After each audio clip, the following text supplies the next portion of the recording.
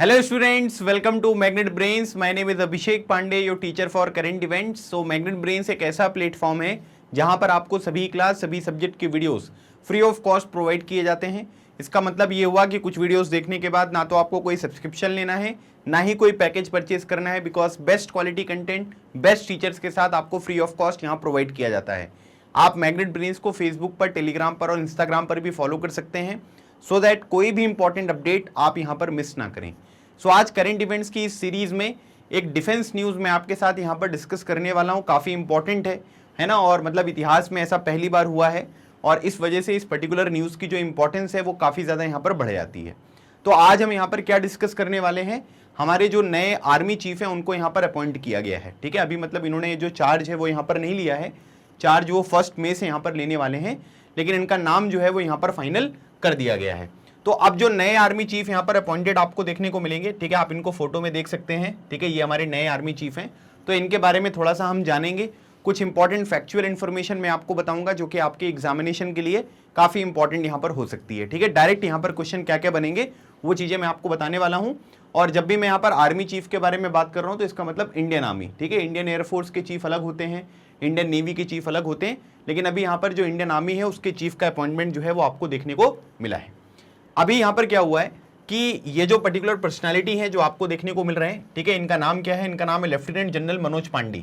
ठीक है, lieutenant general Manoj Pandey, ये यहाँ पर क्या थे, ये vice chief of army staff थे। ठीक है, vice chief of army staff जो है वो क्या है, एक तरीके की पोस्ट होती है ना। जैसे चीफ ऑफ आर्मी स्टाफ अभी के टाइम पीरियड पर कौन है, उनका नाम है जनरल मनोज मुकुंद नरावने। ठीक है, तो अब यहाँ पर क्या है कि जो vice chief of army staff है इस पोस्ट पर कौन थे, ये थे लेफ्टिनेंट जनरल मनोज पांडे, और इनको यहां पर बनाया गया 29th chief of army staff, जिसको हम COAS भी कहते हैं। तो आपको एक बात ये ध्यान रखनी है, एक क्वेश्चन जो एग्जामिनेशन में मैंने देखा है वो ये देखा है कि पेपर में पूछ लेते हैं कि भाई 28 चीफ ऑफ आर्मी स्टाफ कौन है ना। जैसे एक पेपर में मैंने देखा था क्वेश्चन उस टाइम पर, जैसे एक एग्जाम्पल मैं आपको बता रहा हूँ क्वेश्चन का कि 28 चीफ ऑफ आर्मी स्टाफ कौन है, तो हमको ये लगता है कि अभी अभी लेटेस्ट में ये करंट अफेयर में चीज यहाँ पर थी तो वही आंसर हमको मार्क करना है। लेकिन याद रखिएगा ये 29 चीफ ऑफ आर्मी स्टाफ आपको देखने को मिलेंगे और इनका नाम क्या है, लेफ्टिनेंट जनरल मनोज पांडे। जब यहाँ पर ये चार्ज ले लेंगे 1 मई को तो इनकी जो रैंक हो जाएगी वो जनरल आपको यहाँ पर देखने को मिलेगी, है ना। ऑफिसर्स की रैंक होती है, जैसे लेफ्टिनेंट हो गया, फिर कैप्टन हो गया, मेजर हो गया, लेफ्टिनेंट कर्नल हो गया, फिर कर्नल हो गया, ब्रिगेडियर हो गया, मेजर जनरल हो गया, फिर लेफ्टिनेंट जनरल, फिर यहाँ पर जनरल आपको देखने को मिलेगा। उसके ऊपर जो है वो केवल एक रैंक होती है जिसको फील्ड मार्शल बोलते हैं। फील्ड मार्शल की रैंक तक केवल 2 ही यहाँ पर जो ऑफिसर है वो यहाँ तक पहुँच पाए हैं, और बेसिकली वो एक सेरेमोनियल यहाँ पर रैंक होती है। पहले जो थे उनका नाम था जनरल शैन मानिकशॉ, फील्ड मार्शल शैन मानिकशॉ जिनको हम यहाँ पर कहेंगे, और सेकंड नंबर पर जो थे उनका नाम था फील्ड मार्शल KN करियप्पा। ठीक है, तो केवल उस पोस्ट पर 2 ही लोग पहुँच पाए हैं। तो अभी इनका अपॉइंटमेंट जो है वो आपको देखने को मिलेगा, और अभी के टाइम पीरियड पर जो इस पोस्ट पर है उनका नाम है जनरल मनोज मुकुंद नरावने जी। ठीक है, और ये 1 मई को जो है वो यहाँ पर रिटायर हो जाएंगे। कई बात यहाँ पर ये निकल कर सामने आ रही है कि हो सकता है कि जैसे हमारे एक जनरल साहब थे जिनका नाम था जनरल बिपिन रावत। ठीक है, आप सभी को पता होगा, एक यहाँ पर विमान दुर्घटनाग्रस्त यहाँ पर हो गया था जिसकी वजह से इनके परिवार की जो इनकी वाइफ है वो, ठीक है, और साथ ही साथ कुछ 2 दूसरे ऑफिसर्स यहाँ पर थे, उनकी यहाँ पर जान चली गई थी। तो जनरल बिपिन रावत जी जो थे वो चीफ ऑफ डिफेंस स्टाफ थे, भारत के पहले चीफ ऑफ डिफेंस स्टाफ हैं। तो ऐसी चीज़ें जो है वो निकल कर सामने आ रही हैं कि हो सकता है कि जो जनरल मनोज मुकुंद नरावने जी हैं वो भारत के अगले चीफ ऑफ डिफेंस स्टाफ हो सकते हैं। लेकिन अभी यहाँ पर क्या है कि वो चीज़ें फाइनल नहीं हुई हैं, लेकिन इनका जो अपॉइंटमेंट है वो यहाँ पर आपको फाइनल देखने को मिल रहा है। अच्छा, अब यहाँ पर एक बात ये ध्यान रखना है कि कई जगह पर आपने देखा होगा कि न्यूज़ वगैरह में यहाँ पर ये चीज़ें चल रही हैं कि भाई पहला इंजीनियर जो है वो यहाँ पर क्या हो गया है कि वो भारत में जो आर्मी है उसके चीफ यहाँ पर बने हैं। तो इस चीज़ को हम थोड़ा समझ लेते हैं। देखिए क्या होता है कि अलग अलग तरीके की रेजिमेंट होती है, जैसे इन्फेंट्री रेजिमेंट होती है, आर्टिलरी रेजिमेंट होती है, आर्मर्ड रेजिमेंट होती है, काफ़ी सारी अलग अलग तरीके की ब्रांचेस हैं आर्मी में जो आपको काम करती हुई दिखाई देती हैं। उसी तरीके से इंजीनियर्स की भी यहाँ पर रेजिमेंट है। इंजीनियर्स की रेजिमेंट में अगर हम देखेंगे ना तो 3 सेपर्स होते हैं, जैसे बंगाल सेपर्स हैं, बॉम्बे सेपर्स हैं और मद्रास सेपर्स हैं। तो ये क्या है कि इनका जब यहाँ पर कमीशनिंग हुआ था, वैसे तो इन्होंने NDA एग्जामिनेशन क्लियर किया, NDA में ट्रेनिंग करी, उसके बाद इनका जो पासिंग आउट परेड है वो इंडियन मिलिट्री एकेडमी में 1982 में यहाँ पर हुआ था, तो वहाँ से ये ऑफिसर बने। तो इनका जो कमीशनिंग यहाँ पर होता है वो किस में हुआ, इनकी जो कमीशनिंग यहाँ पर थी वो ही यहाँ पर सेपर्स में, मतलब कि जो इंजीनियरिंग रेजिमेंट यहाँ पर है ना उसमें यहाँ पर होती हुई दिखाई दी। तो इसी वजह से क्या है कि अभी तक कोई भी जितने भी आर्मी चीफ आपको देखने को मिलेंगे ना, कोई भी इंजीनियरिंग जो रेजिमेंट यहाँ पर है उससे यहाँ पर नहीं थे। और ये पहले आर्मी चीफ आपको देखने को मिलेंगे जो यहाँ पर क्या थे कि भाई कॉर्प्स ऑफ इंजीनियर्स से निकलकर सामने आए हैं, और इसी वजह से ये पर्टिकुलर जो इवेंट है ये काफी ज्यादा इंपॉर्टेंट है, काफी सारी चीजें यहाँ पर डिस्कस करी जा रही हैं। Significantly the tenure of service chief is 62 years of age और 3 years whichever is earlier. अब क्या होता है कि अगर मान लीजिए कि कोई भी आर्मी चीफ बन रहा है, नेवी चीफ बन रहा है या एयरफोर्स चीफ बन रहा है, तो उसका जो यहाँ पर टेन्योर होता है वो 62 ईयर्स तक की एज तक का होता है, या तो 3 साल। अब जैसे इसको समझने के लिए मैं आपको एक एग्जांपल देता हूँ। जैसे मान लीजिए कि 2 कैंडिडेट हैं, कैंडिडेट नंबर 1 और ये कैंडिडेट नंबर 2, ठीक है। अब यहाँ पर क्या हुआ कि इनकी जो एज है वो 59 ईयर्स है और इनकी जो एज है वो यहाँ पर कितनी है, ये 60 है, ठीक है। या तो आप इसको यहाँ पर ये कह सकते हैं कि इनकी जो एज आपको देखने को मिलेगी वो यहाँ पर कितनी है, ये आपको 58 देखने को मिल रही है, ठीक है। ऐसा आप लॉजिक समझ लो। अब यहाँ पर क्या होता है कि 3 साल तक, मतलब कि 58 + 3, तो ये कितना हो गया, ये 61 हो गया। तो ये यहाँ पर क्या होंगे कि 61 ईयर्स तक रहेंगे, है ना। 62 कंप्लीट भी नहीं हो रही है तो भी नहीं रहेंगे, केवल 3 साल तक ही आपको ये चीफ बने हुए दिखाई देंगे। इस केस में अगर आप देखोगे तो इस केस में क्या होगा कि 62 तक यहाँ पर रह सकते हैं केवल, है ना। लेकिन यहाँ पर क्या है कि अगर आप 62 देखोगे तो 3 साल तो कंप्लीट नहीं हुए ना, केवल 2 साल ही रहे। तो पहले वाले केस में ये 3 साल तक रहेंगे, लेकिन यहाँ पर क्या होगा कि 61 की ईयर में जो है वो रिटायरमेंट इनका हो जाएगा। इस केस में क्या है कि ये 2 साल ही रहेंगे, क्योंकि 62 इनकी ईयर जो है एज कंप्लीट हो जाएगी। तो जो भी पास में पड़ता है, चाहे वो 3 साल वाला जो लॉजिक है वो यहाँ पर पड़ जाए, या फिर जो आप ये कह सकते हैं कि जो 62 ईयर्स वाला है, जो भी पास में पड़ेगा उसके अकॉर्डिंग जो है इनका पूरा का पूरा टेन्योर आपको देखने को मिलता है, ठीक है। चलिए, अच्छा एक बात ये ध्यान रखिएगा, अगर मैं आपसे बोलूं कि भाई आर्मी डे जो है वो कब सेलिब्रेट किया जाता है, कई बार मैंने एग्जामिनेशन में एक ये भी क्वेश्चन देखा है, तो याद रखना है कि आर्मी डे जो है ये 15 जनवरी को सेलिब्रेट यहाँ पर किया जाता है। भारत के जो पहले आर्मी चीफ थे, ठीक है, जिनका नाम है फील्ड मार्शल के एन करियप्पा, उन्होंने इस दिन यहाँ पर बागडोर संभाली थी, ठीक है। और आर्मी वेटरन डे जो है वो 14 जनवरी को सेलिब्रेट किया जाता है। 14 जनवरी को ही क्यों सेलिब्रेट करते हैं, क्योंकि उस दिन यहाँ पर क्या हुआ था कि जो फील्ड मार्शल के एन करियप्पा है उनका रिटायरमेंट आपको देखने को मिलेगा, ठीक है। तो ये 2 इंपॉर्टेंट डेज मैंने आपको बता दिए, इनके बारे में आपको जानकारी होनी चाहिए। अब थोड़ा सा हम लेफ्टिनेंट जनरल मनोज पांडे जी के बारे में यहाँ पर बात करते हैं। अब यहाँ पर क्या हुआ कि 1 फरवरी 2022 से, है ना, 1 फरवरी 2022 से अगर हम देखेंगे तो ये यहाँ पर क्या थे, vice chief of the army staff के रूप में यहाँ पर काम कर रहे थे। ये फोटो में आप देख सकते हैं, ये इंडियन मिलिट्री एकेडमी है जो कि आपको देहरादून में देखने को मिलेगी, जहां पर क्या है कि जो उत्तराखंड की कैपिटल है, ठीक है।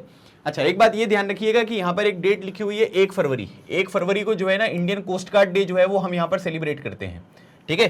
तो ये भी नोट कर लेना, इंडियन कोस्ट गार्ड डे जो है वो यहाँ पर कब सेलिब्रेट होता है, इंडियन कोस्ट गार्ड डे जो है वो हम सेलिब्रेट करते हैं यहाँ पर 1 फरवरी को, ठीक है। आप लोग मुझे एक काम करिएगा, कमेंट सेक्शन में भी ये बताइएगा कि अभी के टाइम पीरियड पर इंडियन कोस्ट गार्ड के जो डायरेक्टर जनरल है उनका नाम क्या है, ठीक है। ये आंसर मुझे कमेंट सेक्शन में बताना, देखते हैं कितने लोगों को यहाँ पर पता हुआ है।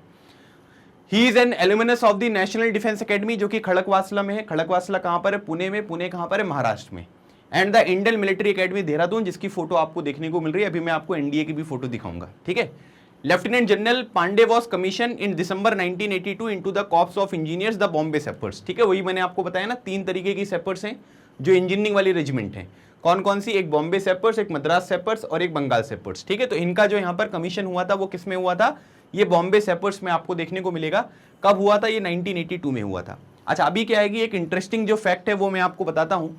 कई बार क्या होता है कि जो हमारे अलग अलग तरीके के बैच होते हैं, जैसे एनडीए का जो एग्जामिनेशन होता है ना वो साल में 2 बार होता है, तो इसका मतलब है कि एक साल में 2 बैच जो हैं वो एनडीए में ट्रेनिंग करेंगे।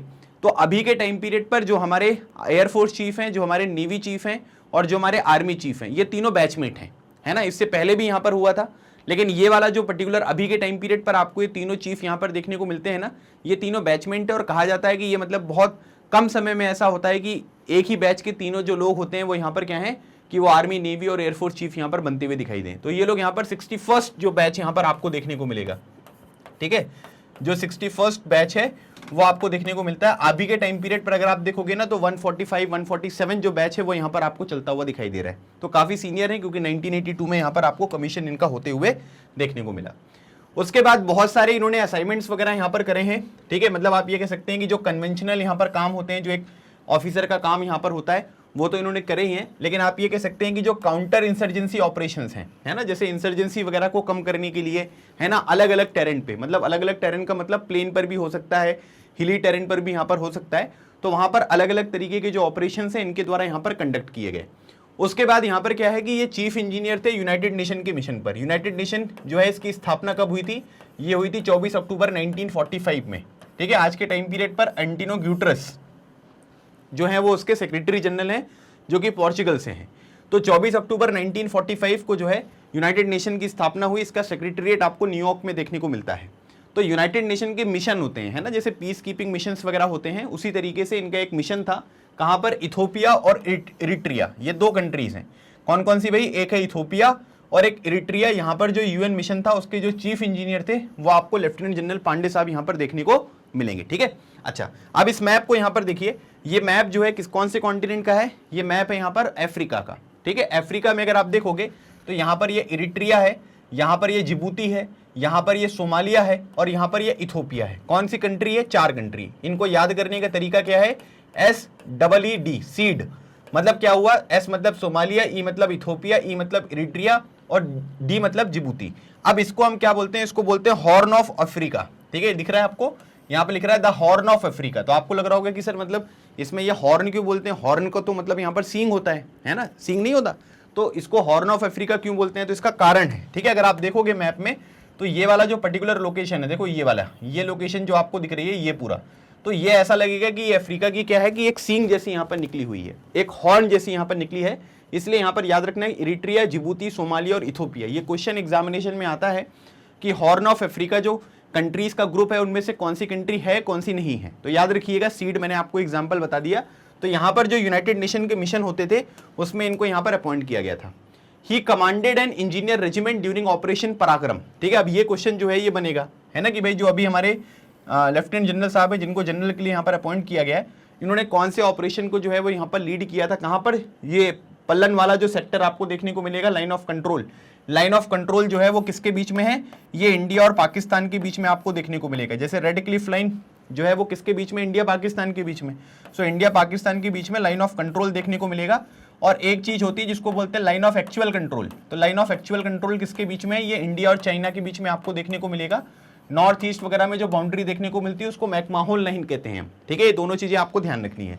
तो जम्मू एंड कश्मीर में ये ऑपरेशन पराक्रम हुआ था, उसको इन्होंने यहाँ पर क्या किया था? हेड किया था। ठीक है, तो ये चीज जो है ये आपको यहाँ पर याद रखनी है। थोड़ा सा बेसिक इन्फॉर्मेशन है कि भाई जो हमारे अपकमिंग जनरल साहब हैं उनका बैकग्राउंड थोड़ा सा आपको पता होना चाहिए। जितनी रिक्वायर्ड डिटेल्स हैं वो मैंने आपको बता दी।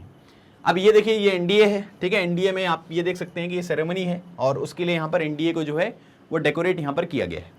अब इनको कई सारे यहाँ पर क्या है कि अवार्ड्स वगैरह भी दिए गए हैं। ठीक है, जैसे अगर आप देखोगे ना तो यहाँ पर कुछ गैलेंट्री अवार्ड्स होते हैं। गैलेंट्री अवार्ड्स में आपने देखा होगा, एक होता है वॉर टाइम पर दिया जाने वाला और एक होता है पीस टाइम पर। वॉर टाइम का मतलब ये है कि जब भारत किसी कंट्री के साथ यहाँ पर वॉर लड़ रहा है ना, तो वो वॉर टाइम वाले गैलेंट्री अवार्ड होते हैं। उसमें अगर हम सीक्वेंस वाइज देखेंगे तो सबसे ऊपर आता है परमवीर चक्र। कमेंट सेक्शन में ये बताएंगे कि भारत में आज तक कितने वीर सपूत हैं भारत के जिनको परमवीर चक्र यहाँ पर दिया गया है। ठीक है, तो इसका आंसर आपको मुझे कमेंट सेक्शन में देना है। सबसे पहला परमवीर चक्र जो था वो मेजर सोमनाथ शर्मा जी को यहाँ पर दिया गया था। आखिरी बार जो है वो कब दिया गया था? 1999 का जो कारगिल वॉर था उसमें दिया गया था, जिसमें कैप्टन विक्रम बत्रा, लेफ्टिनेंट मनोज पांडे, ठीक है, सब लोग शहीद हो चुके हैं। तो कैप्टन विक्रम बत्रा, मनोज पांडे जी, ठीक है, और उसके बाद संजय कुमार जी और योगेंद्र यादव, ठीक है, ये 4 लोगों को परमवीर चक्र 1999 का जो कारगिल वॉर यहाँ पर हुआ था उसमें दिया गया था। परमवीर चक्र के बाद दूसरा आता है महावीर चक्र। ठीक है, जैसे अभी आपने देखा ना कि गलवान में इंडिया और चाइना के बीच में जो है वो यहाँ पर इश्यू हो गया था, है ना, उसमें जो कर्नल संतोष बाबू जी हैं उनकी शहादत यहाँ पर हो गई थी और इसी वजह से उनको महावीर चक्र के जो अवार्ड है उससे यहाँ पर नवाजा गया। फिर उसके बाद परमवीर चक्र, महावीर चक्र और एक होता है वीर चक्र। ठीक है, उसी तरीके से पीस टाइम में अगर हम देखेंगे तो यहाँ पर आपको अशोक चक्र देखने को मिलेगा पहले नंबर पर, दूसरे नंबर पर होता है कीर्ति चक्र और तीसरे नंबर पर होता है शौर्य चक्र। ठीक है, ये हो गया आपका शौर्य चक्र। तो यहां पर क्या है? अशोक चक्र, कीर्ति चक्र और शौर्य चक्र जो है ये आपको देखने को मिलेंगे। तो इनका सीक्वेंस याद रखना है आपको, है ना, कि भाई इक्विवेलेंट होते हैं ये दोनों, है ना, परमवीर चक्र अशोक चक्र के इक्विवेलेंट, ये इसके इक्विवेलेंट और ये इसके इक्विवेलेंट। ठीक है, तो ये तो गैलेंट्री अवार्ड्स हैं। लेकिन क्या होता है कि सेना में भी कुछ अवार्ड यहाँ पर दिए जाते हैं। तो अब उसमें क्या होता है कि उसमें भी अगर आप देखोगे तो एक तो वॉर टाइम वाला हो गया और एक यहाँ पर पीस टाइम वाला हो गया। ठीक है, वॉर टाइम में अगर आप देखोगे तो पहला मेडल होता है जिसको बोलते हैं सर्वोत्तम युद्ध सेवा मेडल, एक होता है उत्तम युद्ध सेवा मेडल और एक होता है आपका युद्ध सेवा मेडल। ठीक है, ये 3 होते हैं। ठीक है, समझ में आ रहा है? ये 3 मेडल हैं, सर्वोत्तम युद्ध सेवा मेडल, उत्तम युद्ध सेवा मेडल और युद्ध सेवा मेडल। इसी तरीके से पीस टाइम पर जो अवार्ड दिए जाते हैं वो होते हैं पीवीएसएम, परम विशिष्ट सेवा मेडल, फिर उसके बाद एवीएसएम, अति विशिष्ट सेवा मेडल और एक होता है विशिष्ट सेवा मेडल। ठीक है, तो इनको यहाँ पर क्या है कि ये तीनों मेडल मिले हुए हैं। परम विशिष्ट सेवा मेडल भी मिला हुआ है, अति विशिष्ट सेवा मेडल भी मिला हुआ है, विशिष्ट सेवा मेडल भी आपको देखने को मिलेगा। और फिर उसके बाद कई सारे यहाँ पर कमेंडेशन होते हैं, ठीक है, मतलब इनके जो वर्किंग वगैरह होती है, अलग अलग जगह पर जो काम किए जाते हैं उसके द्वारा इनको कमेंडेशन जो अवार्ड्स वगैरह होते हैं वो भी यहाँ पर दिए जाते हैं। तो काफ़ी सारे यहाँ पर डेकोरेटेड ये ऑफिसर आपको देखने को मिलेंगे। कहाँ देख सकते हैं हम इनको, ये देख सकते हैं, ठीक है। ये जो मेडल्स आपको दिख रहे हैं ना, ये मेडल्स जो हैं वो इसी को यहाँ पर दर्शा रहे हैं कि इनको किस किस तरीके के जो ऑनर्स है वो यहाँ पर प्रोवाइड किया गया है, ठीक है। तो ये भी आपको ध्यान रखना है। अच्छा, एक बात मैं आपको इस फोटो में और बता देता हूँ, आपको यहाँ पर ये दिख रहा है ना, ठीक है, दिख रहा है। तो यहाँ पर क्या है कि अगर आप देखोगे तो आपको 3 स्टार देखने को मिल रहे हैं, ठीक है, दिख रहा है भाई 3 स्टार, तो ये 3 स्टार हो गए। अगर ये जब जनरल बन जाएंगे ना, तब अगर आप देखोगे तो यहाँ पर क्या होगा कि यहाँ पर 4 स्टार हो जाएंगे, ठीक है। जैसे अगर आप यहाँ पर देखें, अगर मेरे पास फोटो होगी तो मैं आपको दिखाता हूँ, जस्ट गिव मी 1 मिनट, ठीक है। चलिए, तो अभी यहाँ पर क्या है कि 4 स्टार हो जाएंगे, तो ये 3 स्टार जो जनरल होते हैं वो आपको यहाँ पर देखने को मिलते हैं, ठीक है। तो ये आपको ध्यान रखना है। और बाकी जो यहाँ पर लेफ्टिनेंट जनरल होते हैं तो उनका जो यहाँ पर रैंक इंसिग्निया होता है वो आपको ये देखने को मिलता है, ठीक है। तो ये कुछ इंपॉर्टेंट चीजें थी जो हमारे नए जनरल साहब के बारे में मैंने आपको बताई।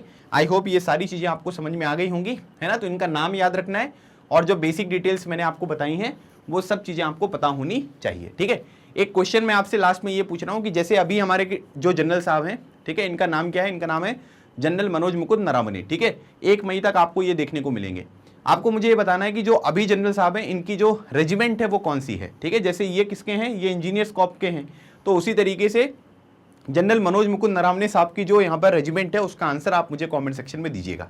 तो ये था एक कंप्लीट एनालिसिस जिसमें आपको मैंने जो करंट इवेंट है उसमें क्या चीज़ें चल रही है वो भी मैंने आपको एक्सप्लेन कर दिया, और उसके बाद कुछ एडिशनल चीज़ें जो हैं वो भी मैंने आपको समझा दी हैं। अच्छा, आप में से कई सारे स्टूडेंट्स जो हैं उनका डाउट आता है कि सर आप करंट इवेंट्स के इतने सारे टॉपिक पढ़ाते हो, पुराने टॉपिक को कैसे पढ़ेंगे। तो डिस्क्रिप्शन में एक प्लेलिस्ट आपको मिल जाएगी, उसमें सारे वीडियोस जो हैं वो आपको देखने को मिलेंगे। अगर थोड़ा और सिस्टमेटिक तरीके से आप चाहते हैं तो आप magretbrains.com जो है वो गूगल पर सर्च करो, उसको सर्च करने के बाद जो है आप यहाँ पर देख सकते हैं, ठीक है। ये अलग अलग तरीके के कोर्स यहाँ पर हैं, और इसमें अगर आप जाओगे CBSE इंग्लिश मीडियम में तो यहाँ पर आपको current ongoing events of importance, ठीक है, ये आपको देखने को मिलेगा। इसको ओपन करोगे तो जितने भी मेरे पुराने वीडियोज़ हैं, है ना, वो सब कुछ यहाँ पर आपको मिल जाएंगे। जैसे आप ये वीडियो देख सकते हैं, एक मैंने अटल टनल के ऊपर भी एक वीडियो यहाँ पर बनाया था, तो इसको प्ले करके आप पूरी जानकारी जो है वो इकट्ठा यहाँ पर कर सकते हैं। मैग्नेट ब्रेन्स पर KG से लेकर क्लास 12 तक की जो भी क्लासेस होती हैं वो 100% यहाँ पर फ्री होती हैं। इसका मतलब ये हुआ कि आपको यहाँ पर कुछ भी पे नहीं करना है। पूरी प्रिपरेशन, टेस्ट पेपर का सॉल्यूशन सब कुछ आपको फ्री ऑफ कॉस्ट प्रोवाइड किया जाता है। तो आपके जो भी यहाँ पर जान पहचान के स्टूडेंट्स हैं उन्हें ज़रूर मैग्नेट ब्रेन्स को यहाँ पर प्रीफर करिए, उनको रिकमेंड करिए, ताकि वो भी अपनी प्रिपरेशन को अच्छी तरीके से यहाँ पर शुरू कर सकें। अगर आपको सेशन अच्छा लगा है तो सेशन को लाइक करें, चैनल को सब्सक्राइब करें, और अपने दूसरों दोस्तों के साथ अपने परिवार के व्हाट्सएप ग्रुप में, अलग अलग चैनल्स में यहाँ पर इस वीडियो को ज़रूर शेयर करो, ताकि ज़्यादा से ज़्यादा लोगों को हमारे नए आर्मी जनरल के बारे में ज़रूर यहाँ पर चीज़ें पता रहें। अगले सेशन में एक नए टॉपिक के साथ मिलूंगा, तब तक keep smiling and keep preparing. लगे रहो, एग्जाम क्लियर करो। थैंक यू सो मच, जय हिंद।